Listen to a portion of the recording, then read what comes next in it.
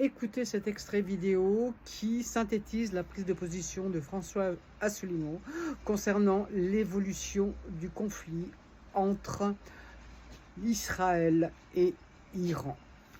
Vos réactions?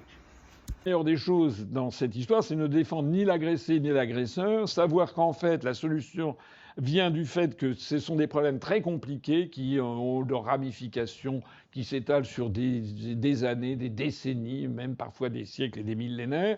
Et le rôle de la France doit être une puissance d'équilibre et de paix.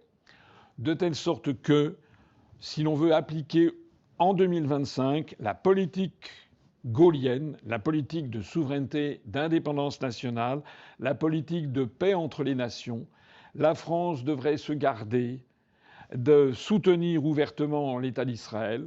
La France devrait au contraire appeler les deux parties à la raison et rappeler la prééminence du droit international.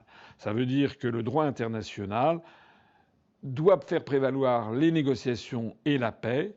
Le droit international pose quand même une question, c'est qu'il est difficile pour l'État d'Israël d'interdire à l'Iran de se doter de l'arme nucléaire, alors que l'État d'Israël a déjà 500 missiles nucléaires. Alors j'ai vu sur les réseaux sociaux des gens qui disent oui, mais vous prenez la défense des mollahs, c'est scandaleux. Mais on s'en fout de ça. C'est pas la question. C'est pas la question le statut de la femme en Iran. C'est le droit international postule la liberté, la souveraineté et l'indépendance des peuples et des nations. Il faut donc respecter le traité de non-prolifération nucléaire.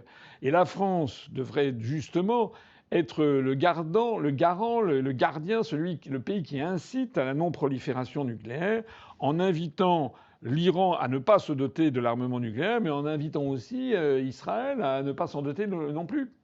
Il est là le problème, c'est qu'il n'y a pas parallélisme des formes. Et puis, je le rappelle, ceux qui postulent qu'il faut désarmer l'Iran oublient tout simplement qu'il y a de l'armement nucléaire américain dans la région, de l'armement nucléaire russe, de l'armement nucléaire pakistanais. La France doit donc se garder là-dedans de prendre un parti trop ouvertement parti pour l'une ou l'autre de ces deux pays, pour l'un ou l'autre de ces deux pays, et faire prévaloir ce qui est normalement la voie de la diplomatie française, c'est-à-dire la voie de la concorde, de la paix, et l'appel à tout le monde à respecter le droit international.